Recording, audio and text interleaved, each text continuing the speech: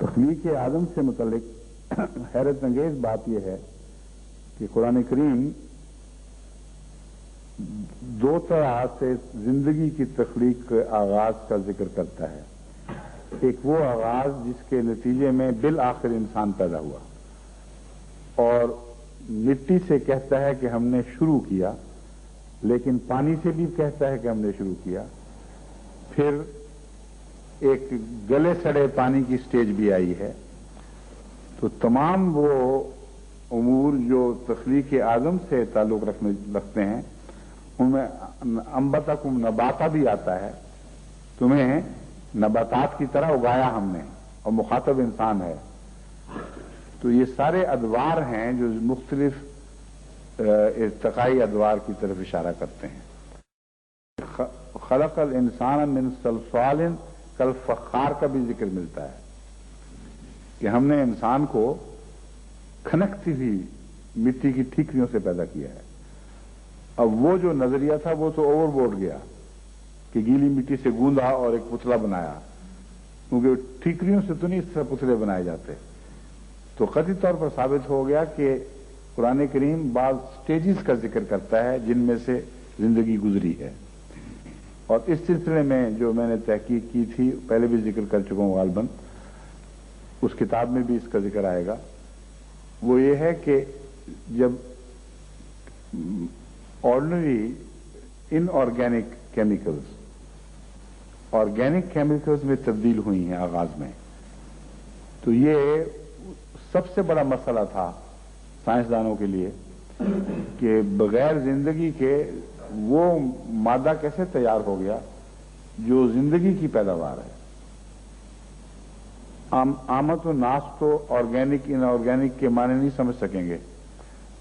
ان کو آسان کرنے کے لیے میں بتاتا ہوں کہ کیمیکلز، کیمیا، زندگی کو اگر یہاں زمین سے نکال دیں کلیتاً تو تمام کی تمام کیمیا جس شکل میں پائی جاتی ہیں ان کو ان آرگینک کیمیکلز کہتے ہیں. اور ان میں کاربوہائیڈریٹس میں کیا وہ تین ایلیمنٹس کون سے ہیں باسط صاحب؟ کاربن، ہائیڈروجن اور آکسیجن کا کمبینیشن، ہائیڈروکسی گروپ ہوتا ہے شاید ایک، اور ایک کاربو ہائیڈروکسی گروپ ہے. یہ جو کاربن، ہائیڈروجن اور آکسیجن کے کمبینیشنز ہیں یہ وہ ان آرگینک کیمیکلز بناتے ہیں. لیکن عام لوگوں کے لیے سمجھنے کے لیے اتنا کافی ہے کہ زندگی کے وجود سے پہلے جتنی بھی کیمیائی شکلیں تھیں وہ ان آرگینک کیمیا کی تھیں.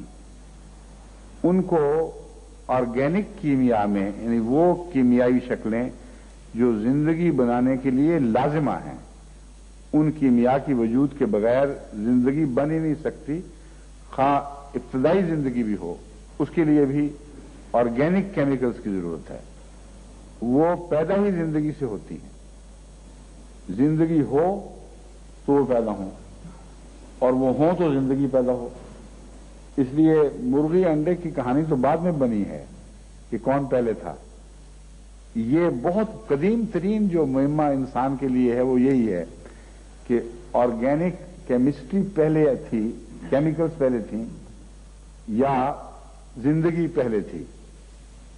اگر زندگی پہلے تھی تو وہ جس میٹیریل سے بنی تھی وہ تھا ہی نہیں، اور اگر زندگی بعد میں ہوئی ہے تو زندگی تو وہ میٹیریل پیدا کرتی ہے جس سے زندگی بنتی ہے.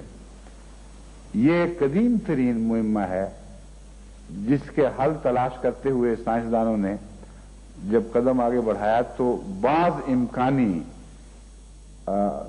ایسی زمین کے ماحول سے متعلق، آکسیجن نہیں تھی، فلاں نہیں تھا ایک زمانے میں، اور بہت سی تبدیلیاں ہیں جو پہلے تھیں جو اب رونما ہوئی ہیں پہلے نہیں تھیں. اس ماحول کا تصور باندھ کے انہوں نے جو تجربے کیے لیبارٹریز میں، یعنی فرضی طور پر وہ ماحول بنایا اور بجلی کے شعلے اس پر ڈالے تو اس کے نتیجے میں کیمیکلز کچھ ایسی بنی جو ان آرگینک سے زندگی کی مدد کے بغیر، ان کے دعوے کے مطابق، وہ ऑर्गेनिक केमिकल्स पैदा हो गई जिन पर जिंदगी की बिना है, मगर वो बहुत ही इब्तदाई थी। जब बाद दूसरे साइंसदानों ने उन पर मजीद गौर किया तो उनको ये मुश्किल दरपेश हुई कि ये जो केमिकल्स बनी हैं आसमानी बिजलियों और दूसरे मुहर्रिकात के नतीजे में, इसके नतीजे में जो केमिकल्स हमें साइंटिस्ट बताते हैं कि ये बन सकती है, वो रिवर्सिबल चीज है। वो पानी के अंदर वापस अपनी असल शक्ल की तरफ लौट जाती है, आगे तरक्की कर ही नहीं सकती। जब एक कदम आगे उठाएगी तो पानी की मौजूदगी में वो फिर वापस दूसरे रिएक्शन में तब्दील हो जाएगी कि जहां से आई थी वहीं वापस। तो एक चक्कर है जो चलता रहेगा, और उस चक्कर को तोड़कर जब तक आगे इंतहाई कॉम्प्लेक्स केमिकल्स न बने, जिंदगी के आगाज का तस्वुर ही नहीं हो सकता। इस तहकीक के दौरान बाद साइंटिस्ट ने बाद एक्सप्लोरर्स की तहकीकात से भी फायदा उठाया, और गालबन ऑस्ट्रेलिया के एक हिस्से में वो पहली दफा इस मामले में एक ब्रेक थ्रू हुआ।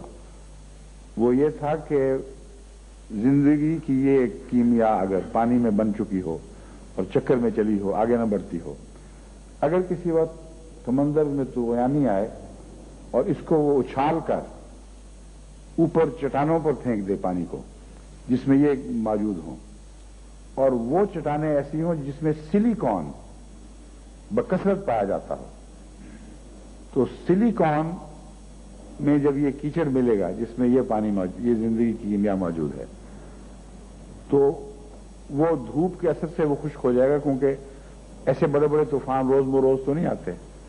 वो ऐसी जगह का तस्वर करते हैं जहां कहीं बहुत ही बड़ा तूफान इस पानी को फेंके और फिर उसके बाद सदियों शायद हजारों साल तक भी ना वहां पहुंचे, लिया पहुंचे तो इतनी जल्दी ना पहुंचे कि कीमियावी अमल ये कहना चाहिए ये मुकम्मल ना हो चुका हो।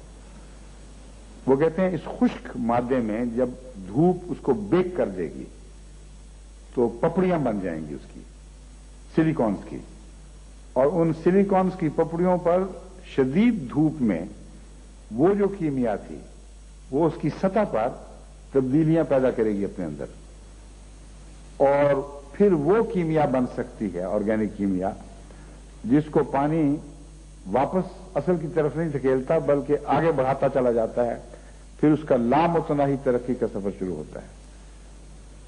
तो कहते हैं कि ये स्टेज लाजिम है तरक्की के दौरान कि खुश्क पपड़ियां सख्त खनकने वाली ठीकरियों की तरह उनमें से जिंदगी गुजरे। वो जब पानी वापस उसको क्लेम कर ले तो उसमें से फिर आगे तरक्की शुरू हो। ये जो हिस्सा है ये वो अब बताएं 1400 साल पहले एक किताब कुरान है जो ठीकरियों का जिक्र करता है। कोई दुनिया की किताब इशारतन भी ये बात बयान नहीं करती, और इस सदी के ताजा तरीन साइंसदानों के सिवा इससे पहले सदी के साइंसदानों का वहम गुमान भी इस तरफ नहीं गया था कि क्या हुआ। और कुरान करीम फरमाता है खलक़ल इंसान मिन सलसालिन कल फ़ख़ार, हमने इंसान को पैदा किया ऐसी मिट्टी की खुश्क ठीकरियों से जो आपस में बचती थी, खनखनाती थी। तो ये सारी स्टेजेस हैं जिनका कुरान करीम जिक्र फरमा रहा है कि जिंदगी इनसे गुजरी है।